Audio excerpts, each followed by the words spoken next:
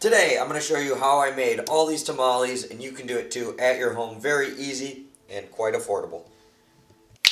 Alright, first step, you are going to need a pork shoulder. Now it doesn't have, you actually don't have to use a pork shoulder. You can really use basically anything, but traditionally this is what people use. A pork shoulder, aka a Boston butt. Some people call this a pork butt.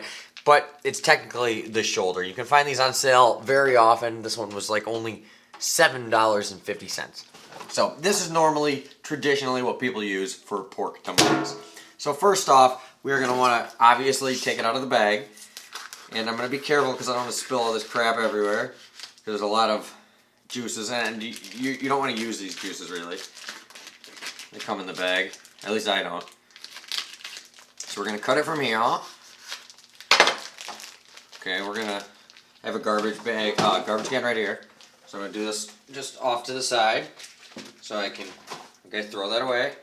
We're going to bring it onto the cutting board. Now, basically, we're going to cut it into about fist-sized pieces. Okay, so I took the pork shoulder and I just cut it in about fist-sized pieces. See, about the size of my fist. And where the shoulder blade is, you don't need to cut it all off the bone. What I do is I just cut about fist-sized pieces away from the bone where it's still connected, and it'll be totally fine. Now, I just rub this with salt and pepper. We're going to put this in the oven at 350. And then we can use our dried chilies. We got guajillo chilies, ancho chilies, and some Mexican dried red peppers from my local grocery store, and we're going to make the sauce out of that. So we'll throw this in the oven and we can get started on the sauce. Alright, so I cut it all into about fist-sized pieces, as you can see here. Now the part with the big bone, I just cut fist-sized pieces but left it connected to the bone. We just rubbed it with some salt and pepper, really basic, because we were going to be making a sauce out of chili, and that's where most of the flavor is going to come. Salt and pepper is just going to help it get a nice crust on it. So I'm going to put this in the oven at 350 uncovered for 1 hour. Then I'm going to cover it and drop the oven to 300 for 2 more hours. So while we're going to throw that in there, and then we'll get a sauce made with some guajillo chilies, with an ancho chili, and then some Mexican red pepper. And these are optional. If you don't like heat, do not put these in there. So we'll let's throw this in the oven and we'll get started on that. Alright, so these are the guajillo chilies. I'm going to use probably at least a bag and a half of these. This is going to be like the main ingredient in the sauce. And then I got 1 pack of these ancho chilies. The ancho chilies. These are like 3 large chilies. And then I'm just going to put a little bit of these Mexican red chilies. Now these guajillos, you just want to cut off the ends. You can use scissors too, you don't have to do it like this. And then these, you can actually just pull them apart. Basically, you just want to get the seeds and the veins out. So, a lot of these too, you can just shake them out. These don't see like, these like big veins, you can pull those out, but the little ones you don't need to worry about. And then I just got a pot of water. We're going to boil these after, but I'm going to go ahead and do these to all these, so let's time-lapse this part.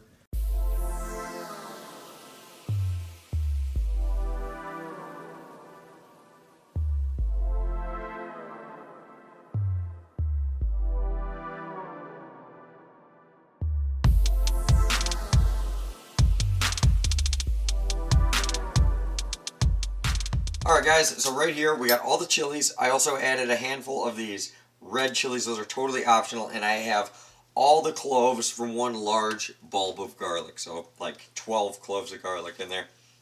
And we're going to let that come to a boil, then we're going to reduce it to a simmer and let it go for about 3 hours. Now add to that I got some Mexican style oregano. So this is the full floured oregano. It's not ground up or anything. I'll show you what I mean here. It is like thick buds of oregano. You can get this at any Mexican grocery store. In my area, well, we have a lot of Mexican population, so we'll throw about a tablespoon in there. I'm also going to throw a couple bay leaves. We'll put 3 bay leaves in here. 1, 2, 3, and 1 was broken. Let's call that 3. Okay, we're going to throw those in there. Then I'm also just going to put a little bit of pepper. Probably I'd say about a tablespoon of pepper and about a tablespoon of salt.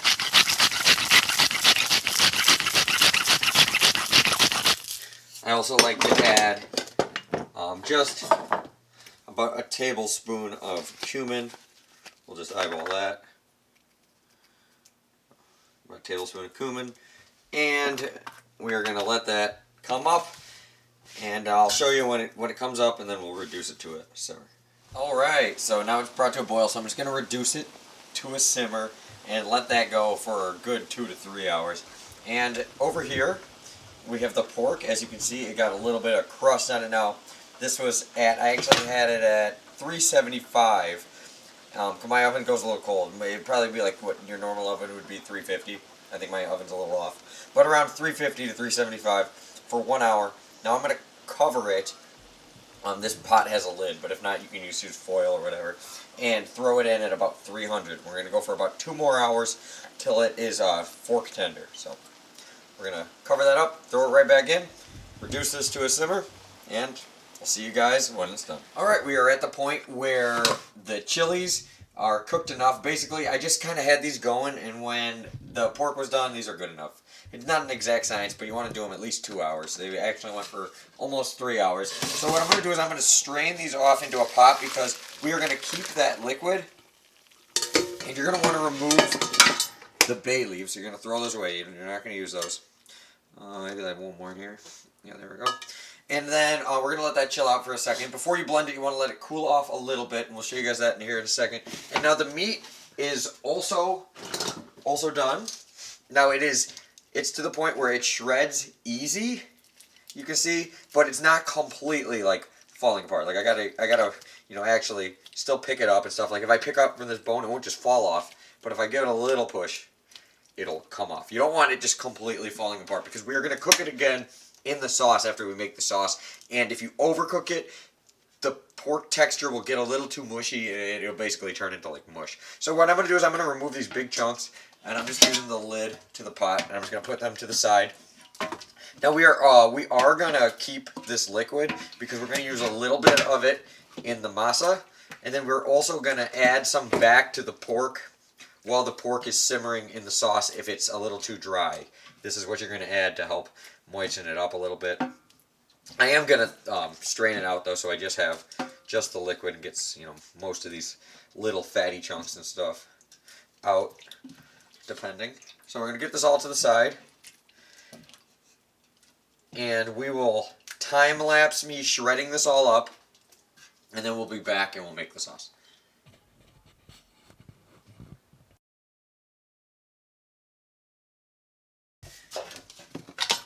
Alright, the pork is all shredded. Notice it gets you get way more when it looks like you're not going to have a lot. After you shred it, it really gets a lot bigger, kind of like when you shred a block of cheese. Okay, now, in the bottom here we got all this liquid. We're going to use some of that liquid still, so do not get rid of that.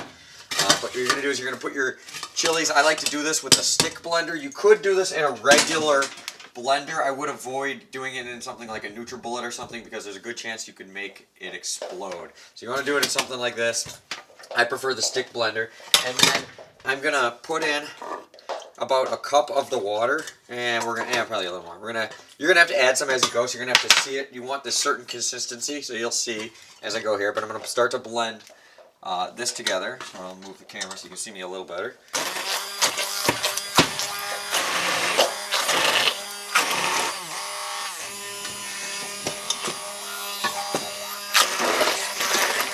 Okay, and this doesn't take that long.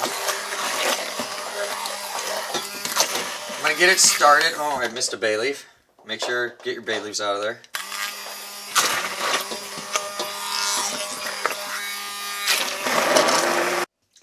Alright, so I got my crock pot set up. I poured all of the pork in here, and I poured almost all of the chili sauce on top, except about this much, about a half a cup. We're going to save that, actually, to put onto the, into the masa for the dough.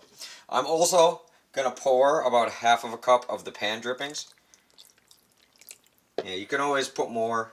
You can't take it out. So, yeah, we're going to cook this. I'm just going to put the top on it, and we are going to cook it on the low medium. On the low mode for about 6-ish hours. So it's already going, and after then, I'll check it. If it's a little dry, I'll add a little more of the the pan drippings. But I think it should be probably pretty good. So we're going to wait 6 hours. We'll check in on it, and as soon as this is done, we can get to making the masa and start rolling these bad boys. So, see you guys after I get home from work. Alright, so after I got home from work, now it's looking really good. This is basically exactly what you want, but you're going to have to let it cool before you fill the tamales. So while we make the masa and everything, we're going to put this in the fridge so it sets up, because if you try to do it when it's hot, it'll be too just all over the place. Now's a good time. You can taste it. You can add more salt, pepper, a little more heat, whatever, if you want to adjust the seasoning. But it's pretty much ready to go. So we're going to let that cool. Let's get to making the masa. Alright guys, time to whip up the masa. Now we are going to use the Maseka Tamale. And we are going to basically use the directions. So whatever kind you get, for the most part, go off the directions and then kind of go from there. So this one we are going to do a double batch because we have a whole lot of meat. And it calls for 4 cups. So we're going to start off, we're going to do 8 cups of this.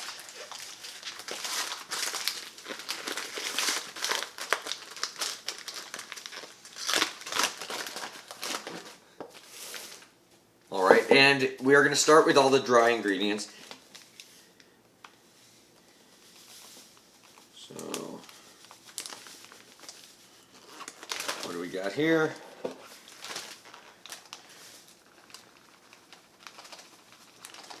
So that's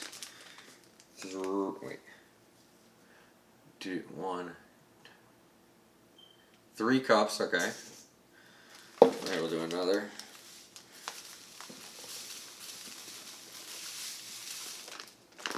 Another 3. And a 2 for 8 cups together.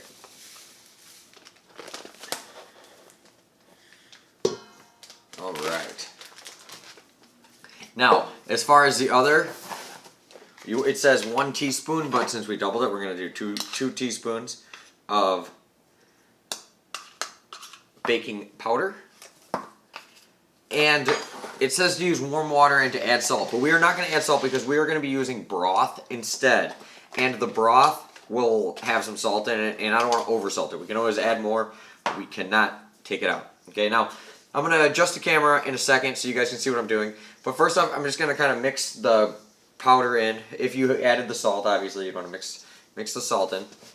Now, first thing I'm going to add is this was the leftover chili sauce. And this is to just give it a nice color. You know, we don't want it to be red, but we don't want it to be white either. You know, you want that kind of yellowish with a slight red color. Don't add too much where it's red, obviously. Okay, so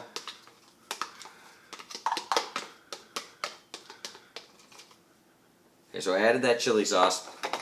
And first thing I'm going to do, before I kind of really show you what this is going to look like, it's going to be a long process. So I'm just going to put a little bit of the lard, or the manteca, however you want to call it. Just like not even a quarter of it, just a little bit, just a splash. And just a little bit of the broth. And you want this broth or water, either way, to still be definitely warm, if not hot, okay? And I'm just going to get this incorporated. I'm also wearing gloves because it helps with the heat. And also this gets really sticky. Okay, so I'm going to start off and just get this incorporated a little. And then the trick to this is we just add little by little while we work it a lot. This whole process is going to take probably at least a half hour. Okay, so now it's almost to the point where it's just like crumbly and starting to work in, but we're starting to get a little bit of color and everything on there. So let me adjust the camera, and I'm just going to keep stirring and little by little keep adding the pork and keep adding the broth. Then when we get a little closer, we'll take a closer inspection. But we're going to time lapse this because it is going to take a while. So get a beer, put on some comfortable clothes, put on an episode of South Park or something, and start kneading.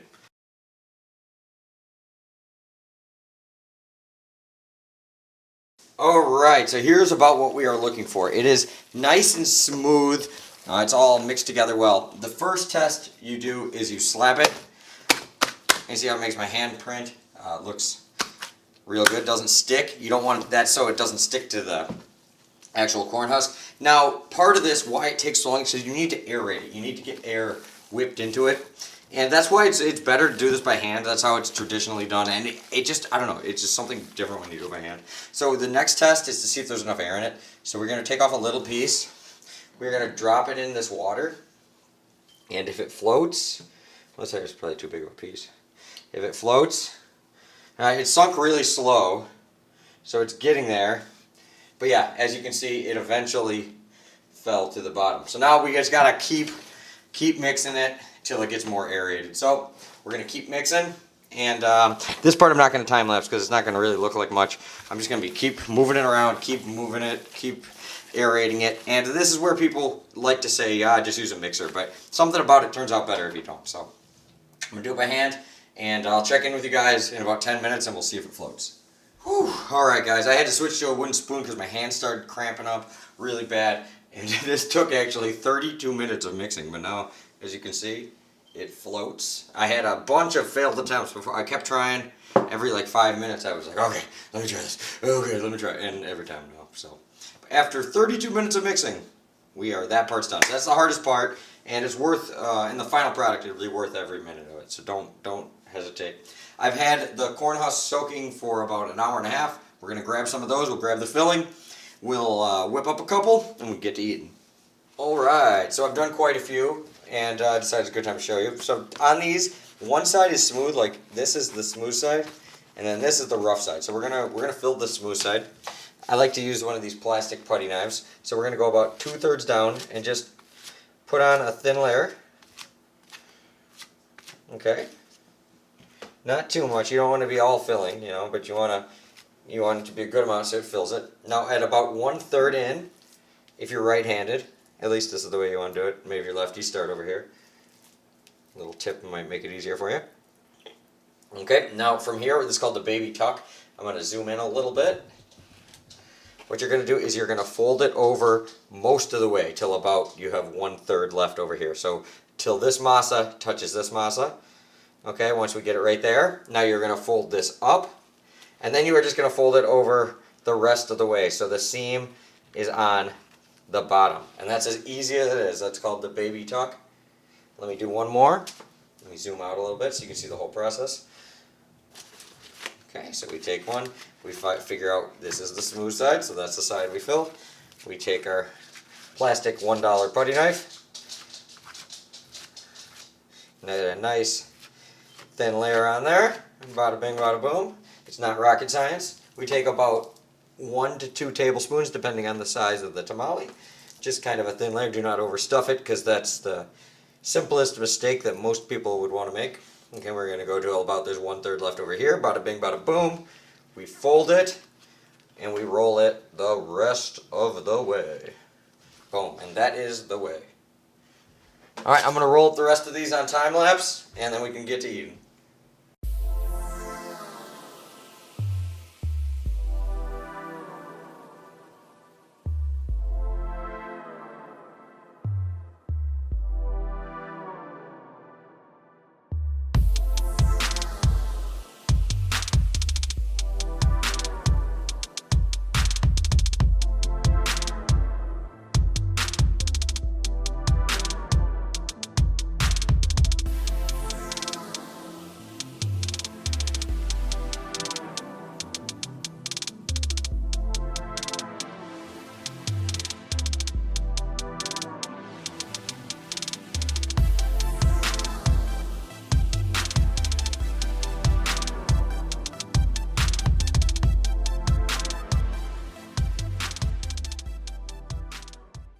Alright, now when it's time to cook them, you can use just a pot on the stove and steam them.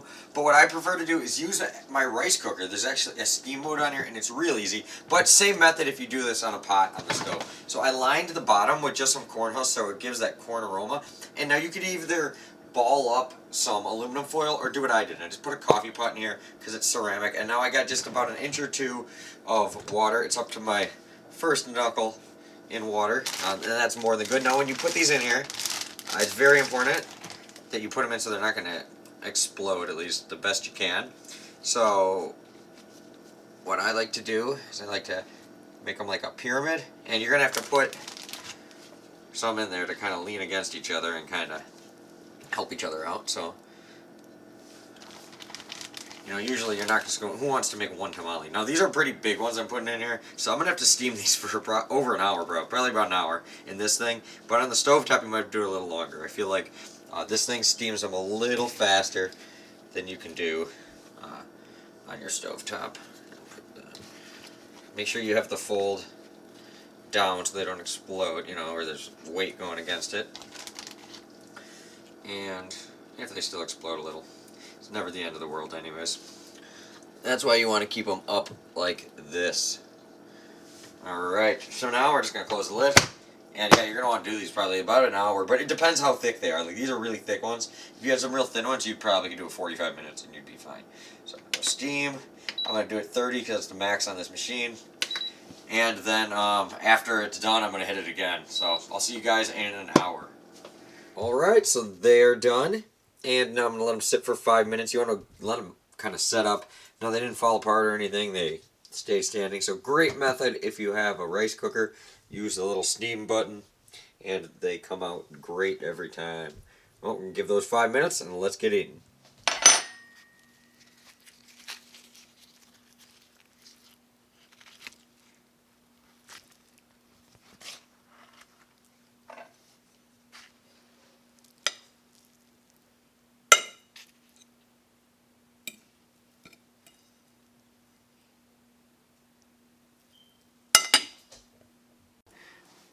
Alright guys, bon appetit. So, as you can see, they hold their shape really good. They were, you know, cooked all the way through. Even these really big ones only took an hour in my steamer.